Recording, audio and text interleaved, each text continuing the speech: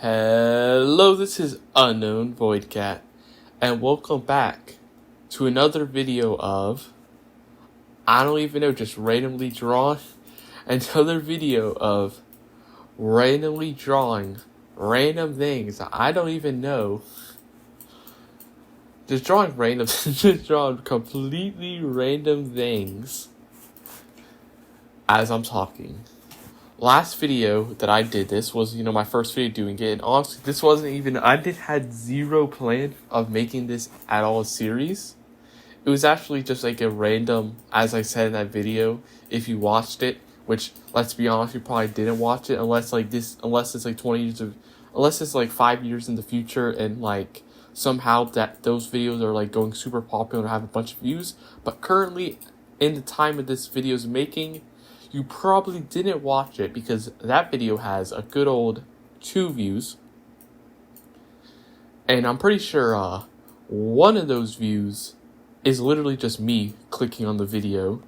And the other view is, I don't really know who it is, but it's probably somebody who just clicked on the video and immediately clicked off, to be honest, because the watch time isn't very high. So I don't think it's somebody who actually fully watched the video. So you probably don't know what I said in the previous video of this mini-series here. But essentially, the reason why I started doing this is because one night, after making a video on Factorio, I was randomly thinking, like, you know what? I want to make another video. I was really in like a video making mood. I was really feeling like making a bunch of videos, but it was already like quite late, so I needed to go to like sleep soon. So I was like, man, what should I do though? I really feel like making a video, but I can't make a video on a game because that'd probably take at least like an hour or so. Yeah, like most like an hour depending on most games I play.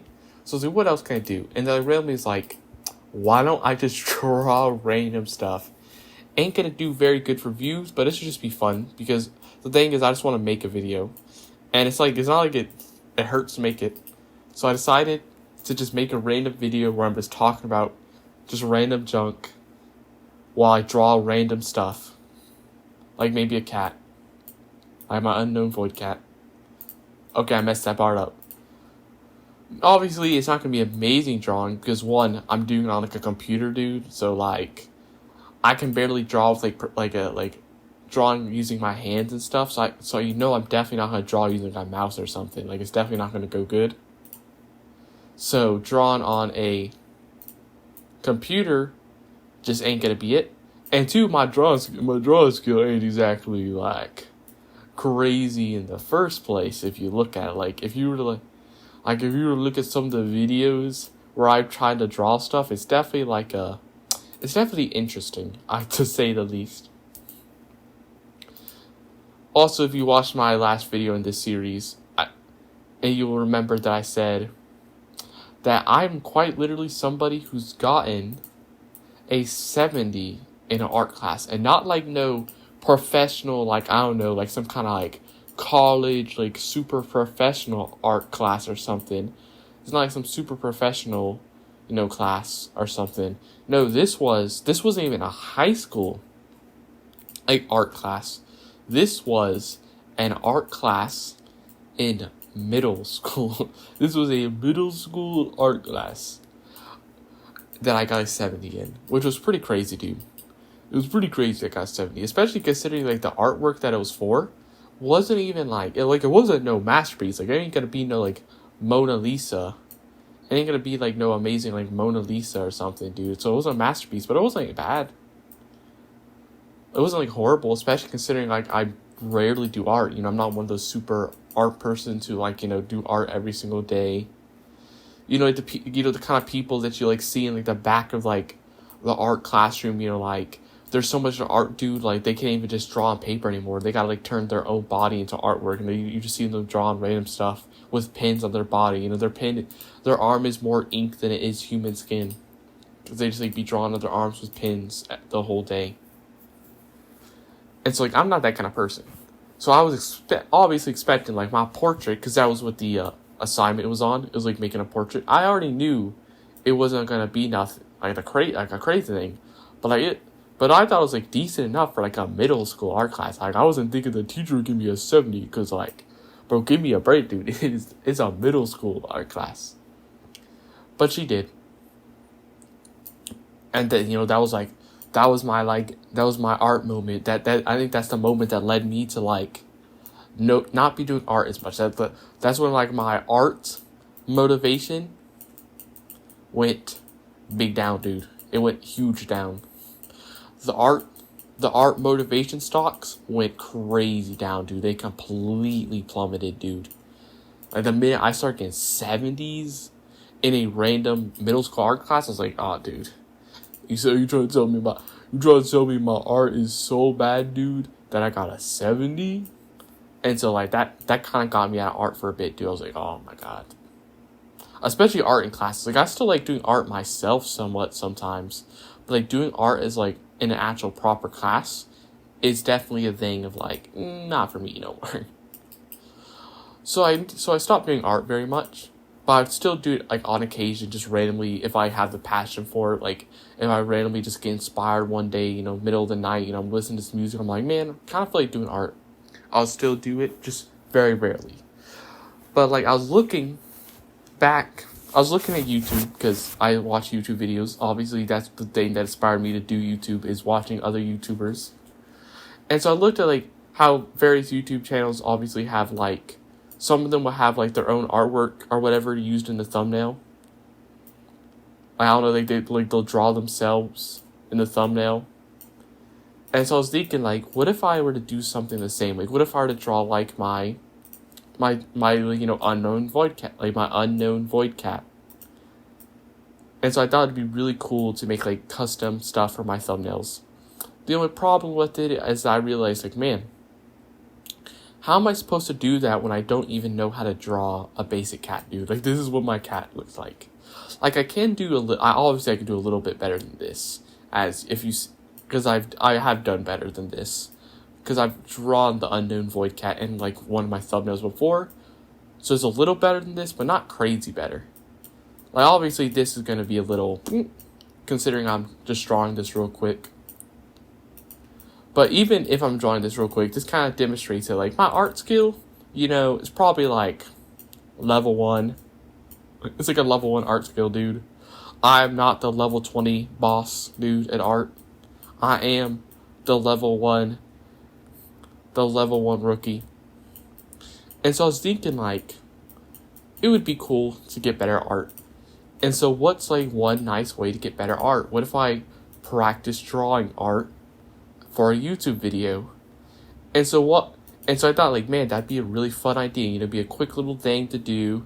And because it's not like playing a game, playing a game, you can't, like, the amount of time you take for the video is kind of like subject to like how long the video game's is going, especially because, I often play like roguelike video games, so often my video will be based on like how long one run in that roguelike will take. So usually, how long the video is going to be depends on, like, is it going to be a super short run because I immediately died to, like, an asteroid or something during FTL? Or is it going to be a super long one because I made it all the way to, like, the giant, like, boss ship? Like, against the giant boss ship with, like, all its missiles and stuff. If I get the giant boss ship, that's going to be, like, an hour, 10-minute long video, so that's going to take a while to make. But if I only died to an asteroid, that's going to be like, 20 minutes. Like, if I died to an asteroid in like the first 3 sectors, that's probably going to be like, I don't know, 20 minutes, maybe 30. So, like, that's less in my control. Well, technically it's in my control because you could be like, we'll just play good. If you play good, it's going to be an hour. If you play bad, it's 20 minutes. But the problem is, my skill can be a crazy vary. My skill could be like crazy in like variability. Depending on the day, like some days, I get like amazing runs. Like I'm getting to like the 7th sector, barely taking any damage. And then some days, I don't even make it past the 1st sector. And the reason for that is just like, some days you just don't pay enough attention, dude. Some days you just start blanking. Some days you just have brain fog. And you end up like completely making the most stupid of mistakes. And so that's why, like, video game videos, can be quite variable in how long they could take. But when you play the game enough, usually they will still be on the more of the long side, because the more you play the game, the better you get at the game, which makes for a longer video. But the thing about just doing this little art thing where I'm just, drawing random stuff while doing art is I can kind of just end it whenever I want. Like the only thing I kind of pay attention to when ending the video is I just gotta make sure that I'm not obviously ending it during the middle of a conversation. But like, if I decide like, hey man, it's been 30 minutes, I need to go to sleep soon, I can just be like, okay, I'm gonna finish up the topic I'm on and go to sleep. So it has a lot more control of when exactly I do that. And so that's why I decided, like, man, just drawing and talking, one, it's so fun to do because there's just something about it, dude. Just something about just, like, drawing stuff while you're talking, talking about, like, today I was, like, driving a car, and so you, like, draw in a car while you're talking. There's just something about it. It's just, like, I don't know, fun. Excuse my poor drawing of a car, dude. I actually don't really know how to draw a car. There's just something about it that's just, like, it just, like, clicks in your brain. That's just, like, this is just, for some reason, so entertaining to do. And so that's why I decided to do it. But now, I'm going to go ahead and finish talking about why I'm doing it, and let's try to move on to an actual, like, interesting thing to talk about. And what that will be. Well, I guess one thing I could talk about a game I was recently playing. So recently I was playing a game called Terra Invicta. I think this is how it's spelled. Yeah, I was recently playing a game called Terra Invicta. It should be spelled like that. And so I was playing on my own, because like I don't really know where I'm going to be able to play it for a video. The reason being that like this thing is a very big game. It's a very big game that takes up a lot of graphics. And it's like very big. It has very heavy on graphics and other stuff. And so like this would not run very good, especially if I'm trying to record it. If I'm trying to record this thing or something while playing it, that that thing ain't gonna load. That video is gonna look insanely choppy. So that's a game I have to play on my own, which is a lot of my games, because some of my favorite strategies, one of my favorite genres of games is strategy games. I love strategy games, dude. I love games like Stellaris, Hearts of Iron 4. Yeah, Hearts of Iron 4. Crusader Kings 3, City Skyline 2, or not 2, City Skylines. Like playing City Skylines, I love those kind of games. Essentially almost every Paradox game, I love those games. Also love, all other ones like Frostpunk. Frostpunk is one of like my top games ever. Like Frostpunk is such an amazing game, dude. But the thing is, those games can't really play that while recording it, because my computer ain't gonna be happy about that. Which is the reason why I play roguelikes, because roguelikes are probably like my second favorite genre. I still absolutely love roguelikes. Roguelikes are amazing games. Like I love roguelikes like, for example, I love Atomic Crops. Though I can't play. Also, that's another game I can't play and record, because that one also takes a lot of memory and stuff. But I do love it. It's another roguelike I love. I love FTL now. And this one is great for making videos. I love FTL. And the FTL is pretty interesting. And that I actually didn't like it. Like, my likeness was kind of like down here. Like, not super low. Like, it wasn't like down here. But it was like down here. It was kind of like the middle when I like first bought it. And because I bought it, I think, a few months before I even made this YouTube channel. So, like, pre-YouTube, my thing about it was kind of here. It was kind of like in this middle. Like, it was like decent. But I played it. And then I Actually, let me redo this chart real quick. Let's make this look a little professional. So here's the chart. This is gonna be likeness level, and here's gonna be playing time. And so essentially, here's how it is. When I first got the game, which was like before I started making YouTube videos, my like level was like here, and I didn't really play it for very long. So what essentially happened is, how do you do it? Actually, I don't remember how to do charts. So like, my playing time, I kept my likeness level very low. My like kept like this, but I didn't play for very long, because this was pre-YouTube. I played the game a little bit, thought it was decent when I first bought it, but I only played like 3 or 4 runs, and I was like, eh. But then I started making YouTube videos, and the reason why I first made YouTube videos is because, like I said, my strategy games don't really work. So I needed a game that could work while recording, and FTL doesn't take that much. Like, it's not a very memory-heavy game, so I could play it and record it. And it's like a real quick roguelike, so... Well, not super quick, but it only takes an hour. So it's a lot. So it's a game that's like nice for like my very first video where I don't want to like spend too long, because I want to like do it in bits and pieces. So FTL is great, and I wasn't expecting super into it. Like, I knew I was gonna decently like it, because even when I first played the game, like, I didn't love it, but I still decently liked it. But the thing is, when I started making videos, I went from decently liking it to like loving it. And I just started playing the game a bunch for making videos, and I actually started like really loving the game to a point where like I literally played the same ship 22 videos in a row and didn't even care that it took me that many videos to beat the boss for the first time. Like, I was having very much fun in this like YouTube era. I started liking the game way more. And so that's kind of how it works for those kind of games, roguelikes. Specifically FTL. It actually made my liking of the game super high. Which is nice, because I finally realized how good of a game it is. So it's fun to play.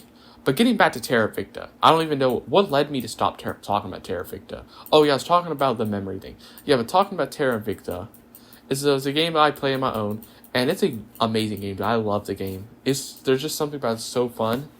The only thing about this game is, man, this game is long. It is super long, dude. I'm pretty sure, if I remember correctly, like when you try to start a new campaign, there's like the short campaign you can click, which like rushes you super quickly and makes so you get space quick. I've never tried for it. And then there's the long campaign, like the attended thing, and it literally, when you're gonna do the long campaign, it literally gives you like a warning. Whoops. It literally gives you like a little warning thing. That literally gives like a little warning that's like a little warning that's like, hey, this might take up to like 100 hours to complete one long campaign. I'm like, that's crazy. So that kind of shows you like that game's long, dude. I think recently I started a new campaign, because one problem is I've never actually beaten this game. I've never beaten this game a single time.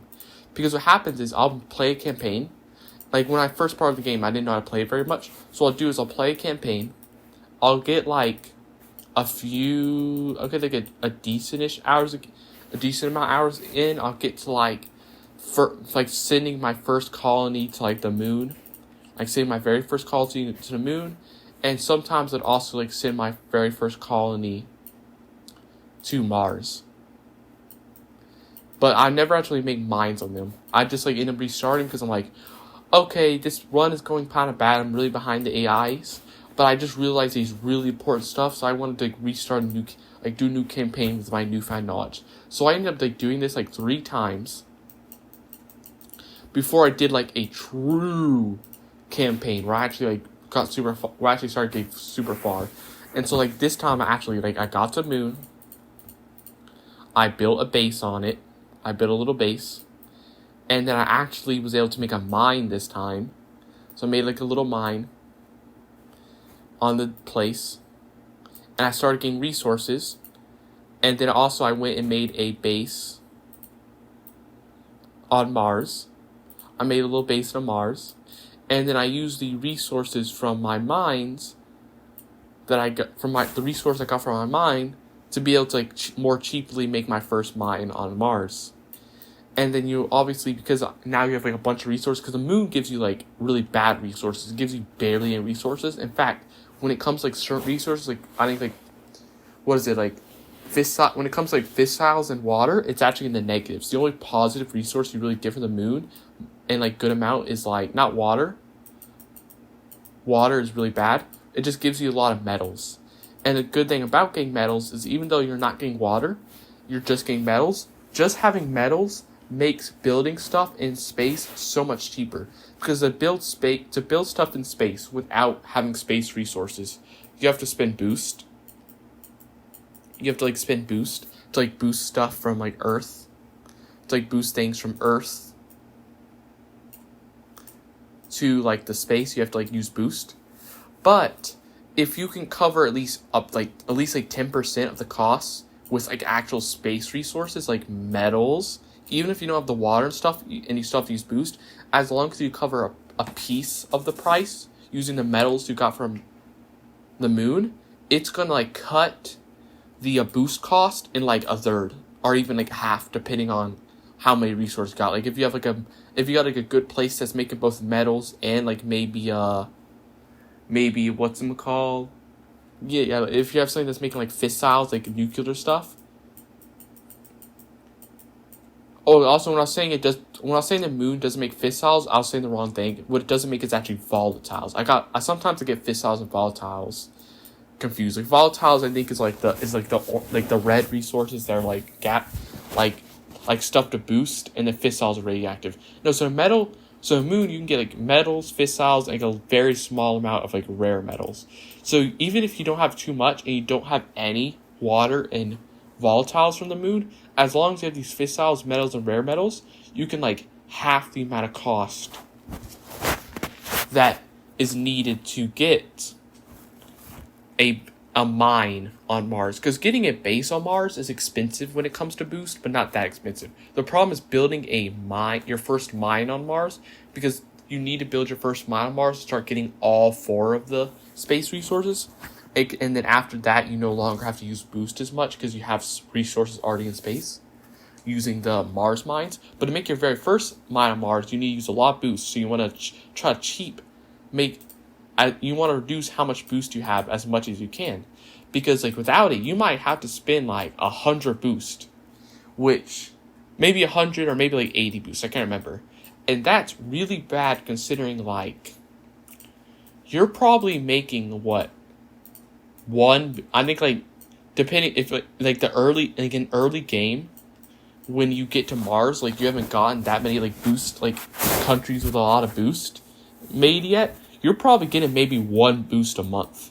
So it's gonna take you maybe more, maybe maybe you're getting 10, maybe you're getting 8 boost a month, depending on if you got really high boost countries. If you got really bad ones, you're maybe making nothing. So I think in my playthrough that I was recently doing, I had a lot of really high boost countries, and even with that, I only made around 130 boost annually. So that means it would take about an entire year. I don't think I spelled annually wrong. It would take me about an entire year just to get 1 Mars mine set up because of all the boost it cost. But if I have space resources costing that boost cost, making that boost cost so much cheaper, it makes it so much faster to get that Mars mine going. And once you have 1 Mars mine, you're going to get 1 million of them. You're going to start colonizing a humongous amount of Mars. Unless that does actually happen. It is actually possible that doesn't happen if you let yourself get absolutely owned by the AI. Because if you spend so much time focusing on just saving up as much boost as you can to get that first Mars mine, and you don't make any more bases on Mars before you get that first Mars mine made, what might actually happen is the AI might actually take up 90% of Mars. Like, they might make a base on 90% of the Mars sites, not with any mines on them. Like, these bases will have any mines, but they'll just have empty bases and 90% of slots before you can get your first mine, which might make it so that even though you get like the first mine quicker than the AI, it doesn't really matter because you can't build mines on any more sites on Mars because the AI went ahead and like quickly took them up super early before they made any mines. So you do need to be careful of that. Though there is one safety net that you have that even if that happens, as long as the AIs don't take the asteroids as well, what you can do is you can just take up a bunch of mines on asteroids. Because I'm pretty sure Mission to Mars, Mission to Moon, you also get some asteroids unlocked when you do Mission to Mars. So as long as the AIs don't take that up as well before you can get it, as long as you're like on your toes at least with that, even if you only get like 2 bases on Mars, which I did in my current playthrough, I had 2 bases. It was okay because I had like 12 on asteroids. And these asteroids are actually pretty good. The only downside of the asteroids in comparison to Mars is that they're way farther, which means it's going to take way longer to build these bases.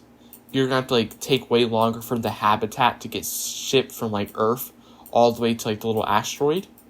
So it's going to take super long, and it's going to cost a lot more boost if you don't have enough resources. But as long as you have enough resources, it should be fine. As long as you made enough space resources in Mars, you should be able to pretty cheaply make stuff on these asteroids. It's just going to take forever. I mean, technically, you still do have to pay the boost to send the habitat, because sending the little habitat thing to the asteroid is still going to cost boost, even if you have space resources, because you have to boost the habitat module to the asteroid.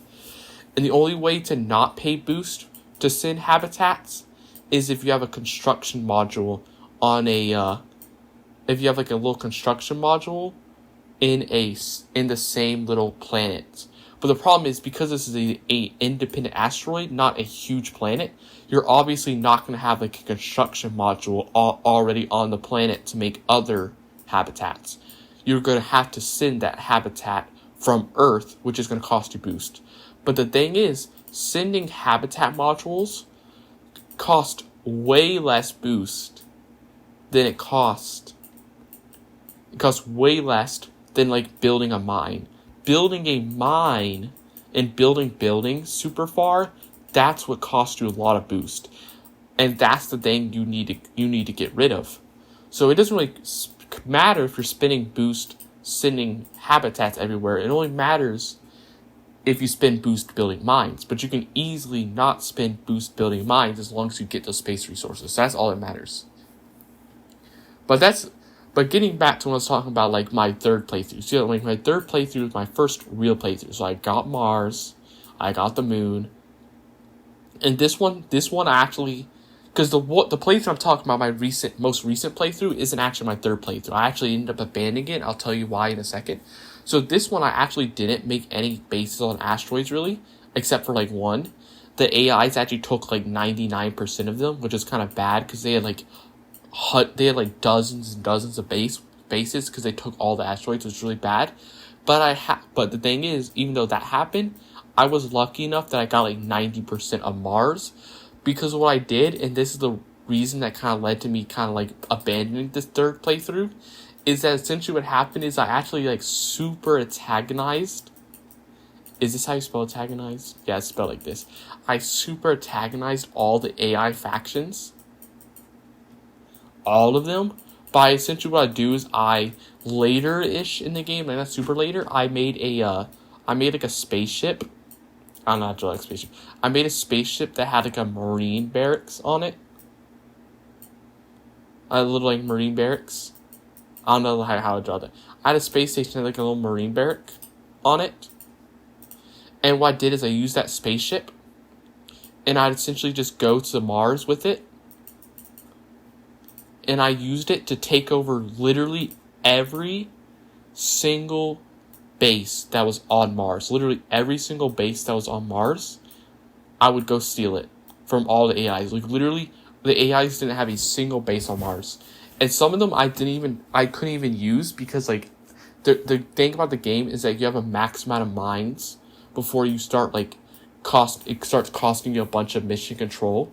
So you can only make like base, like after you unlock the mission of Mars base, you can only operate 12 mines in 12 different places before like the cost starts going super high. So you can only operate 12 mines for free before you start costing a bunch of like mission control. So because of that, and because Mars has way more than 12 sites, what actually happened is I would get these sites on Mars, and I would just go to the mines, and I just blow them up. I just get rid of them, and then but I still keep the site because I just don't want the AI to have them. So I just keep the site but get rid of the mines. And what I do with the base is I just like build other stuff on it. Like I'd build like like a science lab. I'd build like little science labs. Little science labs. Or I'd build like the skunk works to do like engineering projects. Or I'd build like operation centers. And so that's what happened with my third playthrough. The only problem with this strategy is that it made the AIs hate you so much that legitimately like every single AI went to war with me, which was really bad considering that while I did have that one ship, like I did have that one ship I told you, that that like one spaceship with like the marine barracks, the one spaceship like the marine barracks, like the one spaceship that had a marine barracks. I didn't have very many ships to actually attack though, because that marine barracks doesn't really have much weapons. I think I had like very basic laser weapons, like very basic like nose laser weapons. I could shoot like very basic lasers, like very basic, like the very basic like tier 1 lasers. It wasn't very strong. And thing is, there was only one of those ships, maybe two, I can't remember. There was only like 2 or 3 of those ships. And they were all on Mars. They were all, in the orbit of Mars. None of them were actually like in Earth. Like none of them were actually hovering around Earth. Which essentially, the problem with that is that meant that there's no stuff protecting my assets on Earth. And what I mean by that is you can't just make like stuff on asteroids and planets. You can also make stuff around them. For example, you can make little floating space stations. And so oftentimes what I would do is I would build these space stations around Earth, because if you build space stations really close to Earth and like the Earth's like interface orbit, like right around, in that little satellite that's surrounding Earth and interface orbits, you can build like certain buildings that'll give you bonuses because they're like so close to Earth. Like you could build like a military science lab, and it'll like make your military units on Earth like 0.1% stronger, up to like a maximum of like 0.2 or something if you build a bunch of these military labs or something like that. I don't think this is the exact number, but it's like stuff like that. The problem is I had none of these. I didn't have any of my spaceships near Earth. So what essentially happened is when the AIs got angry enough because I kept blowing stuff up and they actually like fully went to war with me, what essentially the AIs would do is they'd find my space stations, they'd just send their ships and they'd just blow up all my space stations, dude. They would literally blow up every single one, including my space stations that would have like shipyards, which is really bad because like the shipyards are like the way that I build ships. So I can't defend myself by, building new ships with like weapons to like destroy the enemy ships. I can't build new ships to destroy the enemy ships that are destroying my stuff, because they destroyed my space stations with satellites, my space station with shipyards, and they were blowing up not only my stuff on. They weren't just blowing up my stuff on Earth. They were also like blowing up my stuff on the moon and stuff. And they also started blowing my stuff up on Mars, because even though I technically have a spaceship there, as I told you, it sucked. Like it wasn't a really good spaceship. So essentially my spaceship would just be sitting there doing nothing because I couldn't send it to intercept the enemy ship because it was too weak and it would just die. It had barely any weapons. They had like 50 military power. My thing had like 10. So it just died. And so this kind of led me into a really bad situation where I was going nowhere because I kept dying. I kept losing everything to the AI. So I ended up restarting, and I had my 4th playthrough. And this one, I decided to be super peaceful. Super peaceful, in quotation marks. What I mean by that is I was just smart peaceful. Because essentially I found out what you can do is as long as you don't like go around blowing up space stations and bombarding their like space sites on planets, the AI don't actually care that much what you do to them, as long as you're not too much. So you can still mess up the AI by like stealing their nation. You could still be like, I'm gonna take over. Like you could still be like, oh, the AI owns the United States. I'm gonna go steal one of their control points there. Let's say the Academy owns 4 control points in America. I'm gonna go steal one of them. You can still do that, and the AI is not gonna go to war with you, as long as you don't do it too much. Plus, there's actually a secondary stretch which you can do. What will essentially happen is they'll be originally tolerant of you. Originally, their relationship status to you will be tolerant. They'll be okay with you, and then you purge one of their control points in a nation. They're gonna go from tolerant to in conflict with you. But as long as you don't do too much in a row, they probably won't go to war with you. They're not gonna go to war with you. They're just gonna be in conflict with you. And what you can do is after you do everything that you need to do, after you stole every single control point in the United States or whatever, after you stole every single one of them, switch them from green Academy to blue Resistance, wrong color. Once you immediately switch them all to your color, what you can do is because you're no longer going to be antagonizing the Academy, what you can do is you can send one of your counselors to go talk to one of their counselors and be like, let me make a little talk bubble. You can go to them and be like, hey, here's Tim Water. You just be like, hey, here's Tim Water. Here's Tim Water. And then you literally do that, and you can just be like, hey, here's Tim Water, and immediately you can get a non-aggression pack for free. Non-aggression pack. Get a super easy non-aggression pack for 10 water, dude. And they go from conflict. So very quickly, they'll go back to being tolerant. They'll immediately be tolerant of you again. So you can literally just do this funny thing where you antagonize them, you steal their country from them, and then you can just give them 10 water and they're okay with you. And the thing is, and the reason why you're able to do that is because there is the penalty for breaking non-aggression pacts is essentially non-existent. Literally, all that happens if you break a non-aggression pact is the AI will go from being intolerant of you to conflict immediately. But thing is, like I told you before, they'll already do this if you steal one of their control points. So what does it matter if you steal a control point with a non-aggression pact versus with or without a non-aggression pact? Even if you break a non-aggression pact by taking a point, they go to conflict. If you never had a non-aggression pact in the first place and you steal one of their points, they also go to conflict. So either way, no matter whether you break a non-aggression pact or not, they're always going to go into conflict with you because you steal a point. So you might as well make a non-aggression pact whenever you can after you're done messing with them, because making a non-aggression pact is essentially free, because literally you can just spend 10 water out of your potential thousands you can get once you get a few mines going. You can get thousands of waters, dude. So 10 water is nothing. And the good thing about non-aggression pact is you don't have to usually if you don't have a non-aggression pact it's going to be super slow, like amazingly slow, for you to go from conflict to tolerant again.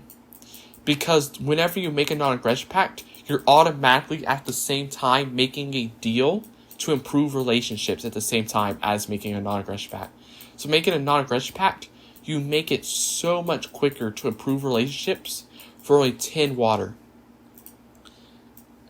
Because and it's only 10 water because it doesn't matter if you break it, because they barely care if you break it. They just go into conflict, which they already would do if you mess with them.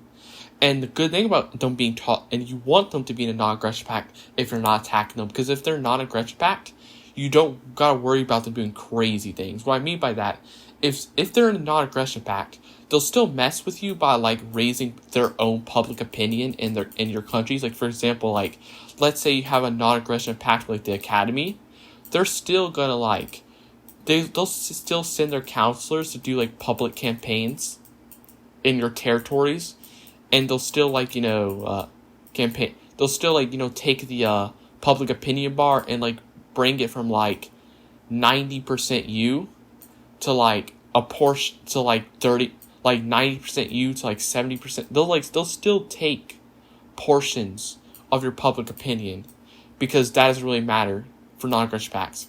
The one thing that does matter is that if you have a non-aggression pact, they'll stop doing stuff like stealing projects from you. They'll stop stealing your projects. And most importantly, the most important thing is that they won't sabotage projects, which is way more important than stealing. Because stealing, all that does is just unlock the project. If they steal a project, they do not get the project. They don't just get the project for free, because that would suck. Because that'd be potentially thousands of research that they get for free. They don't get it. They just unlock it as a potential thing to research, which doesn't matter because they probably would unlock it on their own anyway. So stealing projects doesn't matter. What matters is they sabotage a project, because what that does is it takes one of your researches, usually your most expensive one, because usually AI is going to your expensive one. So you might have a project that costs like 10,000 points of research, and you have like 8,000 points already done of the 10,000. And that took months potentially, like depending on what part you're in the game, that might have taken like months to do. And they may do a sabotage project and immediately cut that down to like, okay, now you only have 2,000 points of research. And that's months of progress that you just lost, which really sucks. But if you have a non-aggression pact, they won't do that. Also, what they won't do is they won't assassinate your leaders. Assassinate. I don't think that's how you spell assassinate. I think I spelled this wrong. They won't assassinate your leaders, which is really important, because counselors, aka leaders, I call it leaders, but I meant counselors. Counselors are worth gold, dude. Because counselors take so long. Counselors take forever to level up. Because let's say, because counselors, for every level up, the way the game works, for every level up, it takes about 20 points to level up to get like 1 extra point in a skill. And like a counselor's usually, there's different types of counselors. You get like activists who are good at like doing public opinion, whatever. But usually they'll have at most, when you get a counselor for the first time, they'll usually have like 10 skill. They'll have like 10 points in whatever their best skill is, and maybe like 2 to 5 in other skills. And 10 is actually really low, because the maximum amount you can get is 25. So they're currently 15 below the max. And the problem is, it takes 20 points to get 1 extra point, and you get around 2, I'm pretty sure I might be remembering this wrong, but you get about 2 XP for every mission you do. And each mission takes about a month. I think it takes like a long time to do a mission. So each mission only gives you like around 2 XP. And so that means it takes about 10 missions to get enough XP to get 1 level up. That means 10 times 15, it's going to take you 150 missions to get somebody to max level 25 through just level ups. Now, technically, you can also level up stuff through organizations, like putting organizations on your counselors, but those also cost a lot of money. which is bad early game, and you have a limited amount of organizations that you can put on a counselor. So that only works to a certain level. So because of this, counselors can take a very long time to level up and get good. So losing one can sit you back from having like a counselor like with 20, will send you back to like a counselor with 25 multiple skills, which can take years to make, back to square one with a counselor with only like 10 skills, with like 10 one skill, 5 the other. This is years of progress you lose. So you really do not ever want to have a counselor be assassinated, which is the reason why you want to limit how many factions you're at war with, because this is what causes them to assassinate. They don't now I said it's good to not make them a conflict so that they don't assassinate your leaders. I'm pretty sure I'm actually a little wrong. I'm pretty sure they don't actually assassinate your leaders if you're in conflict. Now they might. I don't know the complete data, but I'm pretty sure it's only if they're wars. But it's still good to get out of conflict to avoid sabotaging. Wars are what you want to avoid. You do not want to be at war with a faction, or else they might assassinate your people. And it is the worst feeling when you just get like the little event pop up that's like blank. When you get like a pop up, like you get like blank was killed, dude, or we want to say they're killed, like assassinated, and you just hear like the gunshot sound effect. Like since what happened is you'll be like chilling, you're letting the time pass until the next turn, like you're letting the days pass. All of a sudden you just hear like this bang gunshot sound, and you just get this pop up, and it is just a horrid feeling, dude. Like, oh my god, that's years of progress I just lost there. So you want to avoid that as much as possible. So to avoid that, you want to have like at max maybe one faction you're at war with, because you're probably going to be at war with at least one faction.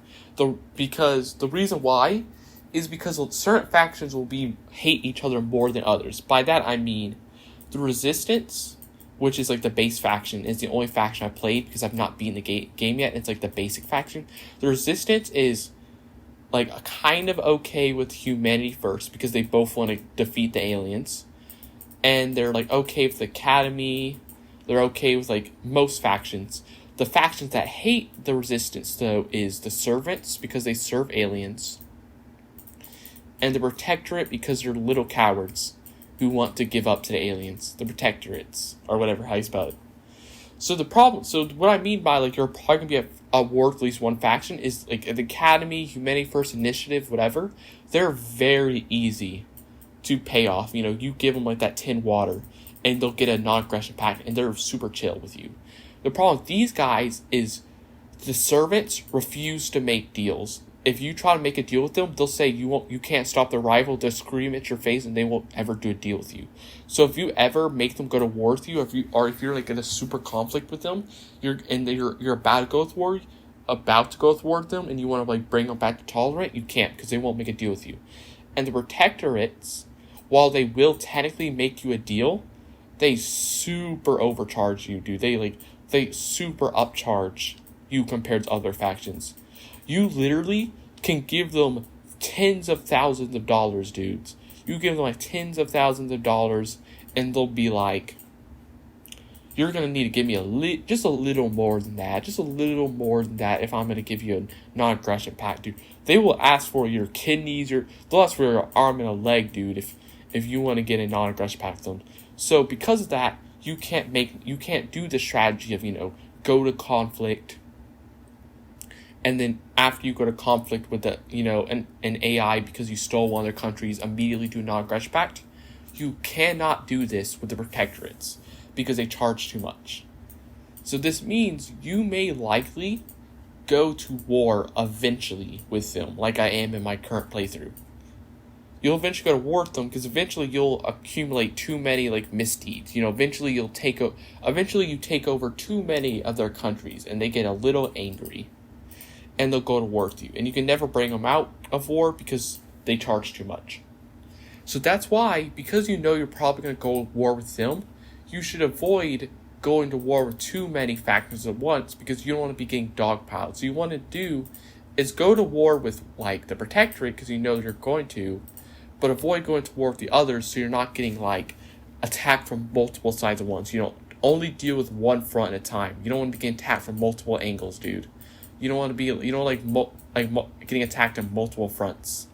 Just keep it one at a time, at least until you get stronger.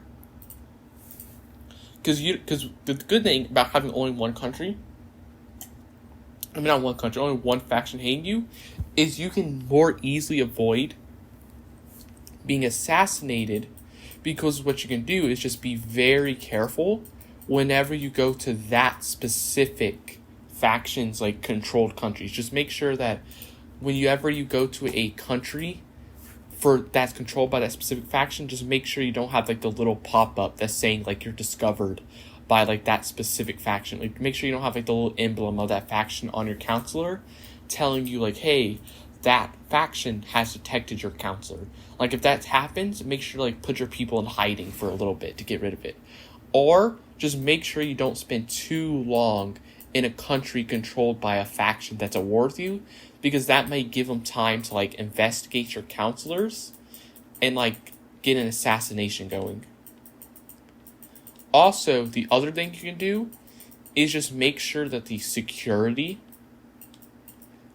stat of your people is high.